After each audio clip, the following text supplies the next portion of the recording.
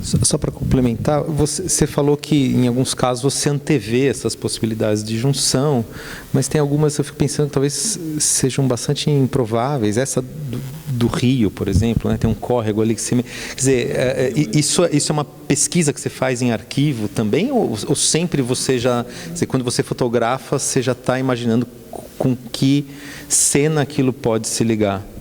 Sim, não. Nesse caso, essa aqui é bem anárquica, uma que eu gosto muito, que é a que eu chamei de duplo, né? Que são fotos principalmente do centro da cidade. Aí foi uma devolução, ali já passou um rio no Anhangabaú.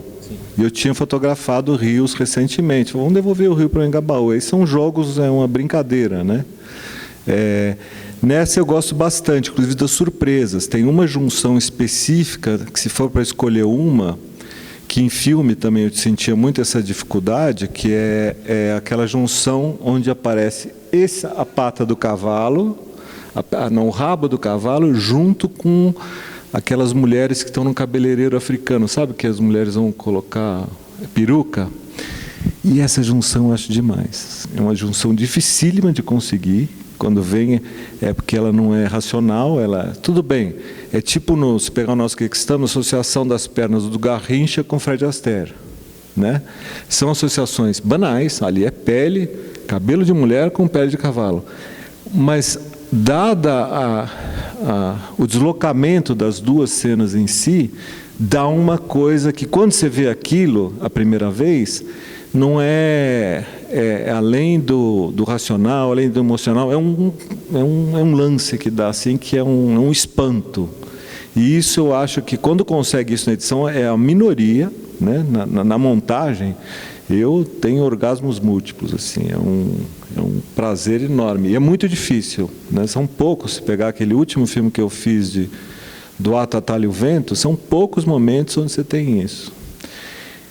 Então, é montadora, aquela do Mascaro e do Militão. Pô, que coisa assim, peguei 2 fulanos que fotografaram muito a cidade de São Paulo.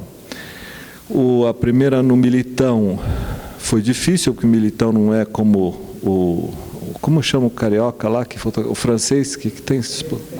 O Ferrez tinha uma técnica. O Ferrez era muito mais fácil de fazer, porque o Militão era muito mais voluntarista, né? Ele era vou lá, ainda bem que teve ele para fotografar São Paulo, mas ele era um fulano de ir lá e fotografar, não tinha técnica.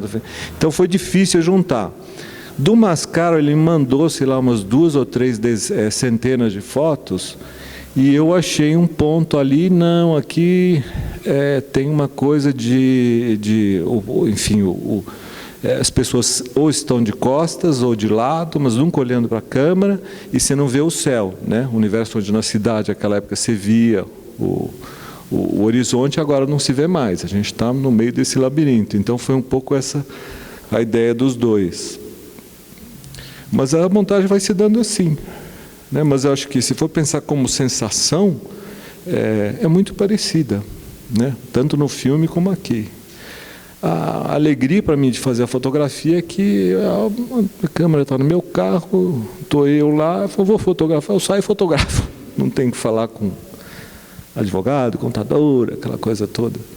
E estou conseguindo mostrar, né? São 3 anos, já fiz, essa é a terceira exposição, se contar de Paraty da Flip, que não é nem fotografia, foi aquela dos homens brancos, mas estou conseguindo mostrar. Então, essa angústia, né, essa birra que, de uma maneira, você pegou assim da grande produção no cinema, que envolve não só a equipe ali que está mais próxima, mas envolve figuras que falam outras línguas, como contador, advogado, e todo mundo que cuida das legislações ali para você conseguir financiamento. Isso, assim, dialoga com uma questão histórica. Dizer, o artesão, ele tem o domínio pleno do seu processo, e a indústria fragmenta isso em muitos gestos, né? E é o próprio conceito de alienação. Aquele cara que faz uma coisa, é muito difícil para ele ter a visão do todo. E mesmo assim, dizer, o que a gente pode pensar em termos de produção técnica do cinema, você domina, mas o trabalho do advogado, do contador e os legisladores todos, não. Então, eu sou um pouco nesse... nesse seu conforto que você sente nessa passagem para a fotografia, um pouco desse embate com uma ideia de alienação que os trabalhos que envolvem burocracia sempre trazem. Mas uma outra questão que eu queria colocar diz respeito ao gesto e à performance corporal. O pintor, é muito claro que a imagem que ele produz responde linearmente ao gesto da mão dele, né? A mão vai para lá, a imagem, o traço vai para lá. Ou, o funileiro, a gente reconhece que a força que ele aplica sobre a chapa de aço gera ali um deslocamento maior. Então, existe uma linearidade entre o gesto e a resposta, e o resultado que se imprime ali numa matéria. Quando a gente trabalha com máquina, a máquina cria uma certa descontinuidade desse gesto. Assim, você aperta um botão e alguma coisa acontece lá dentro, você já não reconhece a própria ideia de analogia mesmo, né? A relação já não é mais analógica, você não tem uma semelhança entre o gesto da mão e o que se produz em termos de imagem. A gente poderia até imaginar que as tecnologias digitais elas poderiam eliminar totalmente o gesto, porque as máquinas elas ficam inteligentes, elas também não dependem sequer de uma decisão humana. As máquinas produzem imagens sozinhas, assim, pelas ruas, enfim. Claro que alguém programou isso e claro que talvez o ser humano ainda seja o destinatário dessas imagens. Mas essa ideia de que as evoluções tecnológicas, elas tiram de cena ou elas minimizam, né, ocultam ou tornam descontínuos os gestos, isso de alguma maneira está colocado. Mas é um pouco o nosso desafio, assim, reencontrar onde é que está esse gesto, né? Então, em algumas situações, ele passa a ser reivindicado mesmo, assim, a gente, por conta da eficiência das máquinas, a gente vai ficando ocioso às vezes, e as máquinas, elas nos devolvem, elas ocupam o nosso tempo com os jogos, né? E é muito claro como que os jogos vão se tornando cada vez mais imersivos, não só jogos, assim, né? A nossa relação com as máquinas, elas começam a se tornar lúdicas. Então, assim, no game isso é muito evidente, né? O joystick, que te permite um gesto bastante econômico, ele começa a ser substituído por interfaces mais envolventes, né? Que emulam, sei lá, um carro, uma pista de dança, ou criam ambientes, né? Fico pensando, realidade aumentada, assim, né? Ambientes realmente mais imersivos. Então, acho que a tecnologia, ela começa trazer para dentro do seu próprio desenho o desenho desse gesto a que ela convida. Mas mesmo que ela não convide, né, a gente fica ali muito atento ao modo como se passa a imagem num tablet, né, que essas crianças aprendem muito rápido e às vezes vão lá na televisão e ficam tentando mudar de canal com um dedinho, que ela mudaria a imagem do tablet, né? A gente fica ali bastante atento ao fato de que o gesto ainda existe. E aí a minha questão é, você me falou uma coisa muito interessante. Você já deve ter fotografado com todo tipo de câmera. A gente se conhece assim pessoalmente de um hambúrguer que a gente comeu aqui perto, né? Foi uma conversa rápida, mas dali vieram boas coisas.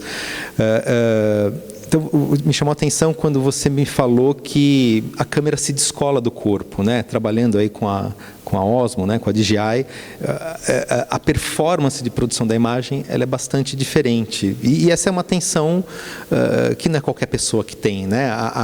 A câmera fotográfica, ela foi desenhada para eliminar esse gesto. O primeiro slogan, talvez, que a fotografia produziu, né, no sentido comercial, é: você aperta o botão e nós fazemos o resto.